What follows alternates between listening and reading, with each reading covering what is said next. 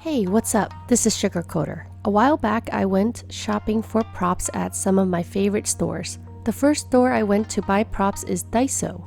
Daiso has a huge selection of kitchenware like cups, mugs, adorable plates, and more. Since I am making an anime baking and desserts cookbook, a lot of the items I am using are Asian inspired, so I am glad that I live near Daiso. Since I am self-publishing, I don't have a lot of financial help, so I am definitely in favor of affordable or DIY props. Besides kitchen items, I look for props in other areas like the art section. It is good to think outside of the box when coming up with props for a cookbook, because there are a lot of things that you can use as props. Another store I like to shop at for props is Dollar Tree. They have a nice selection of art and craft items that are awesome.